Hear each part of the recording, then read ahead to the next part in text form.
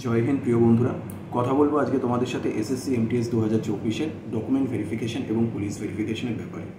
SSC MTS এর result আসার পর থেকে তোমরা অনেকেই ইমেল করে এবং কমেন্ট বক্সে বিভিন্ন তোমাদের প্রশ্ন করেছো।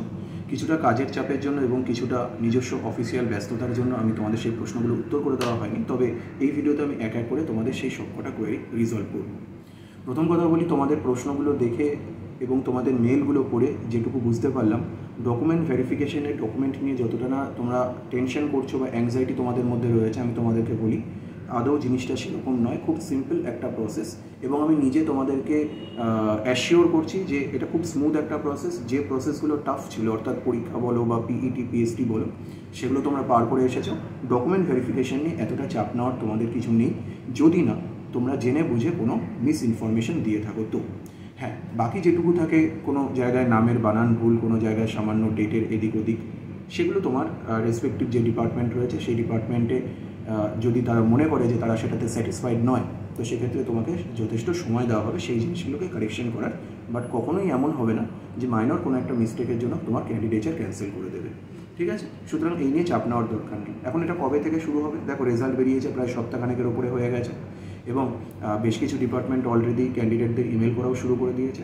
আশা করা যায় যে এই মার্চ মাসের মধ্যেই তোমাদের বাকি যে সমস্ত ডিপার্টমেন্টগুলো এখনও চিঠি বা ইমেল পাঠায়নি, তারা এই মার্চ মাসের মধ্যেই তোমাদেরকে ডকুমেন্ট ভেরিফিকেশনের জন্য মেল করে দেবে এবং যে ডিপার্টমেন্টে তোমার সিলেকশন হয়েছে সেই ডিপার্টমেন্টই এই ডকুমেন্ট ভেরিফিকেশনটা করবে। যে স্টেটে সিলেকশন হয়েছে সেই স্টেটেই হবে, ঠিক আছে? তো কারোর যদি রাজ্যের বাইরে সিলেকশন হয়, অনেকের মনে আসতে পারে যে আমাদের কি সেখানে যেতে হবে। হ্যাঁ, সেখানে পার্টিকুলার যে ডিপার্টমেন্টে তোমার সিলেকশন হয়েছে সেই রাজ্যে সেখানে তোমাকে ওটা লিখে দেওয়া থাকবে যে কোন জায়গায় তোমাকে অ্যাটেন্ড করতে হবে, ঠিক আছে? এই গেল ডকুমেন্ট ভেরিফিকেশনের বিষয়ে প্রথম কথা। দ্বিতীয় কথা, অনেকে জিজ্ঞাসা করেছিল যে দাদা, আমাদের যখন সিলেকশন হয়েছে দেখাচ্ছে তো স্টেট কোড এইটা বা হোম পোস্টিং অর্থাৎ 34 ওয়েস্ট বেঙ্গল, বাট অফিসের পাশে লেখা রয়েছে কোথাও দিল্লি, কোথাও গুয়াহাটি ইত্যাদি ইত্যাদি জিনিসগুলো লেখা রয়েছে। তো সেক্ষেত্রে তাহলে এই তারতম্যটা কেন? দেখো, বলে রাখি, যদি কোনো জায়গায়, বিশেষ করে আর্কিওলজিক্যাল সার্ভে অফ ইন্ডিয়া বা এই ধরনের বেশ কিছু ডিপার্টমেন্ট আছে যাতে তো হেডকোয়ার্টার অন্য জায়গায়, তো তোমার পোস্টিং হয়েছে তোমার স্টেটে, কিন্তু যে অফিসের ঠিকানাটা দেওয়া আছে সেটা হচ্ছে হেডকোয়ার্টারের ঠিকানা। বাট এমন নয় তোমাকে সেখানে পোস্টিং দেবে। হেডকোয়ার্টার সেখানে হলো ওয়েস্ট বেঙ্গলে, তাদের একটা রিজিনাল অফিস আছে, সেই রিজিনাল অফিসে তোমাকে পোস্টিং দেবে, যেহেতু তুমি ওয়েস্ট বেঙ্গল থেকে সিলেকশন পেয়েছো, ঠিক আছে? সুতরাং ওই জিনিসটা নিয়ে চাপ নেওয়ার দরকার নেই। এছাড়া যদি কারোর স্পেলিংয়ের সামান্য গণ্ডগোল থাকে, নিজের নামের স্পেলিং গণ্ডগোল হলে আমি বলবো সেটাকে একটা অ্যাফিডেভিট করে রাখতে। আধার কার্ড, তারপর তোমার ভোটার কার্ড, এই সমস্ত জিনিসগুলোতে সেক্ষেত্রে তোমরা একটা অ্যাফিডেভিট করে রাখতে পারো। বিশেষ করে মাধ্যমিকের যে সমস্ত কাগজপত্রগুলো রয়েছে, ধরো মাধ্যমিকের মার্কশিট, সার্টিফিকেট, এগুলো যেন সবকটা ওকে থাকে। যদি না থাকে এগুলো অ্যাফিডেভিট করে নাও। হ্যাঁ, তবে যদি প্যারেন্টসদের ক্ষেত্রে হয় সেক্ষেত্রে একটা অ্যাফিডেভিট করে রাখতে পারো, না করে রাখতে পারলেও সেখানে খুব একটা সমস্যা হবে না, যদি তোমার নিজের ডকুমেন্টসগুলো ঠিকঠাক থাকে। তো কী কী ডকুমেন্টস লাগবে সে বিষয়ে একটু আলোচনা করে নিলে ভালো হয়। এই বিষয়ে আমি তোমাদের সাথে আগেও আলোচনা করেছি। যেহেতু তোমাদের ডিপার্টমেন্ট অ্যালোকেশন হয়ে গেছে, তো ফাইনাল স্টেজ বলতে এখন ডকুমেন্ট ভেরিফিকেশন এবং পুলিশ ভেরিফিকেশন। তো ডকুমেন্ট ভেরিফিকেশনে চাইবেটা কি? খুব বেশি কিছু না, তোমাকে মেল পাঠাবে এবং মেলে পুরো পরিষ্কার বলে দেওয়া থাকবে তোমাদের কাছে কী কী ডকুমেন্টস চাওয়া হচ্ছে। সেই মেলে একটা অ্যাটেস্টেশন ফর্ম থাকবে, সেই মেলে একটা ক্যারেক্টার সার্টিফিকেট থাকবে এবং সেখানে মেডিকেল কোন ফর্মেটে চাওয়া হবে সেটাও তোমাদেরকে বলে দেওয়া থাকবে। প্রথমেই কাজ যেটা করবে, ওই মেলের সঙ্গে একটা চিঠিও যেতে পারে, বেশিরভাগ ডিপার্টমেন্ট সেটা পাঠায়, যেটা ডকুমেন্ট ভেরিফিকেশনের কল লেটার বলে। ওইটাকে একটা প্রিন্ট আউট নেবে এবং ওটাকে ভালো করে পড়ে নেবে যে কী কী চাইছে, কারণ কিছু কিছু ডিপার্টমেন্টের ক্ষেত্রে সামান্য এদিক ওদিক তো হয়েই থাকে। এইবার ওই অ্যাটেস্টেশন ফর্মটার মধ্যে তোমার বেশ কিছু জায়গায় ছবি আটকাতে হবে, তারপর তোমার নাম, ঠিকানা, লাস্ট 5 বছর কোথায় থেকেছো, তোমার পৈতৃক সম্পত্তি কী আছে, বাবা কী করেন, মা কী করেন, কয় ভাই বোন, তাদের বয়স কত, ইত্যাদি অনেক কিছু লিখে তোমাকে চেনা জানা এরকম দুজনকে দিয়ে, তোমার মানে প্রতিবেশী দুজনকে দিয়ে সই করাতে হবে। তারপর সেটাকে তোমার অ্যাটেস্টেড করাতে হবে। অ্যাটেস্টেড করবে কে? 3 জন গেজেটেড অফিসারের সিগনেচার লাগে এবং ফাইনাল অ্যাটেস্টেশন যেটাতে করেন সেটা করেন এসডিও সাহেব।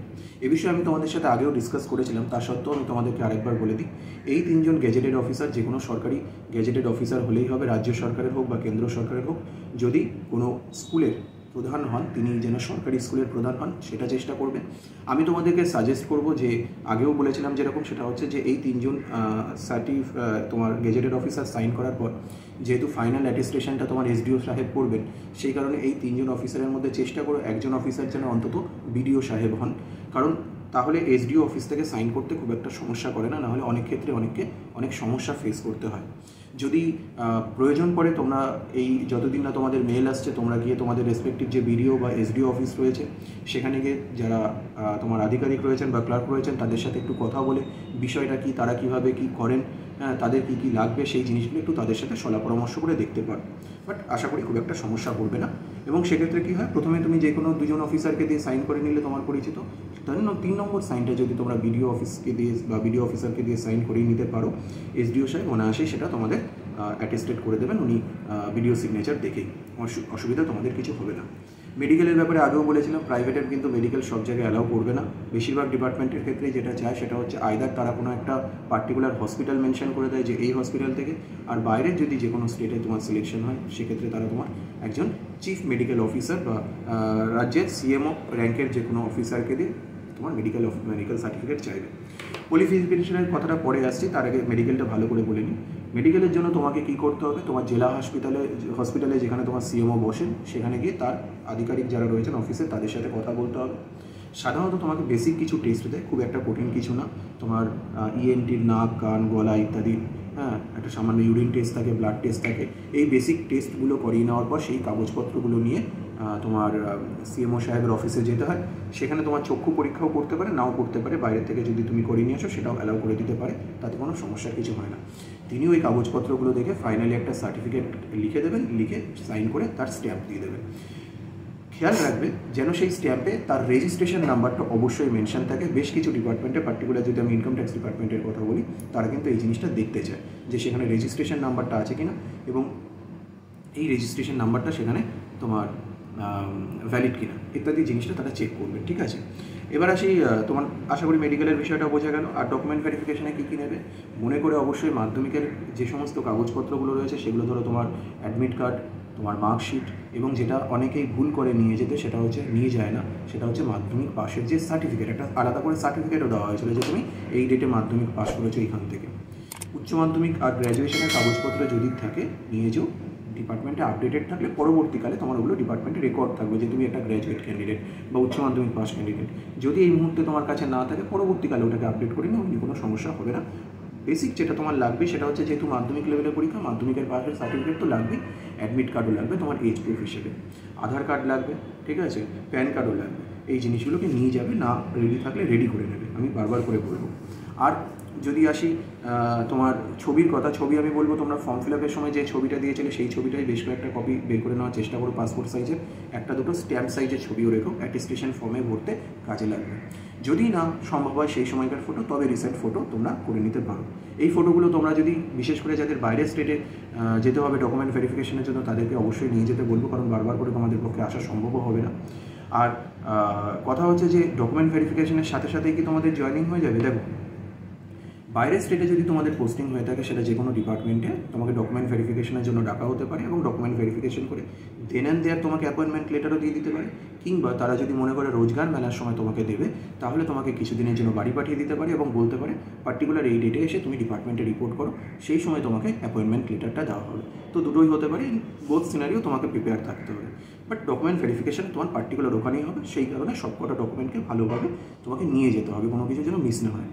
ইনফ্যাক্ট যদি সেই সময় তোমার ডকুমেন্টে কোনো রকম ডিসক্রিপেন্সি থাকে বা সামান্য কিছু ভুল ত্রুটি থাকে, সামান্য, ঠিক আছে, তারা যদি মনে করে যে না এই জিনিসটা বা এই সার্টিফিকেটটা তারা ঠিক স্যাটিসফাইড হচ্ছে না, তোমাকে সেই সময় বলেও দেওয়া হবে যে এই জিনিসটা তুমি ভেরিফাই করে নিয়ে আসো বা এই জিনিসটা সংশোধন করে নিয়ে আসো।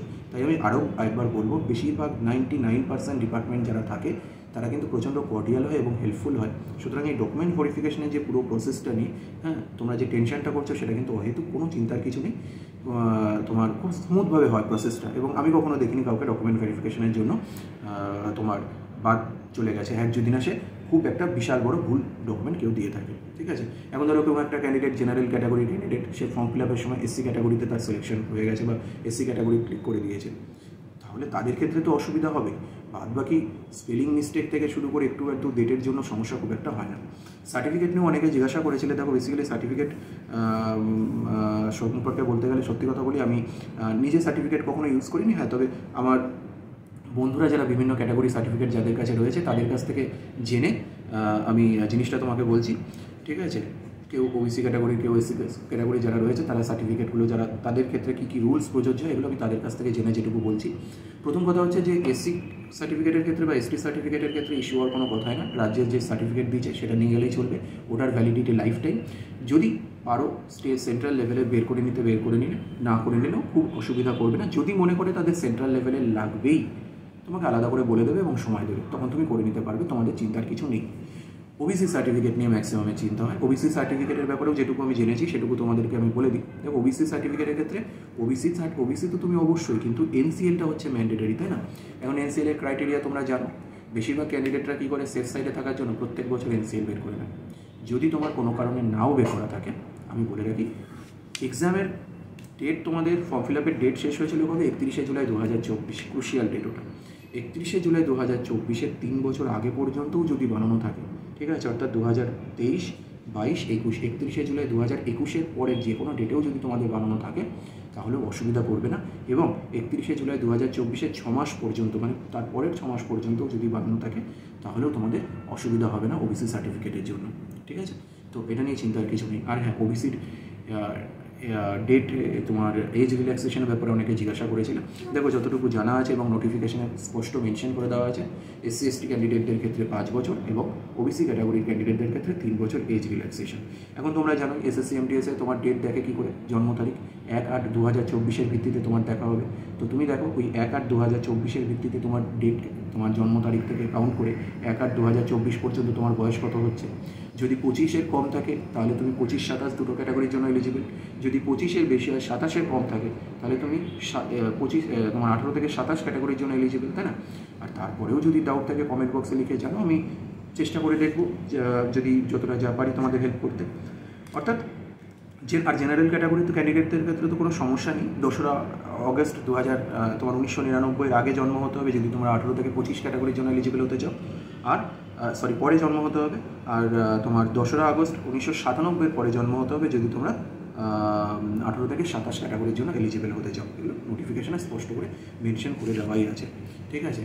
পুলিশ ভেরিফিকেশনের একটা কথা বলবো। ডকুমেন্ট ভেরিফিকেশনের সময় কেউ কিন্তু কোনো রকম ভুল তথ্য বা দেওয়ার চেষ্টা করবে না। চেষ্টা করবে তোমাদের তথ্যগুলো যেন যতটা সম্ভব অ্যাকিউরেট থাকে। বিকজ এই যে পুলিশ ভেরিফিকেশনের ব্যাপারটা সেন্ট্রাল গভর্নমেন্টের বেশিরভাগ ডিপার্টমেন্টগুলোতে আফটার জয়েনিং হয়, তোমাদের প্রবেশন পিরিয়ডের মধ্যেই হয়ে যাবে, ঠিক আছে? ততদিনে তোমরা চাকরি করছো, কারো ক্ষেত্রে 6 মাস 1 বছরও হয়ে যাবে।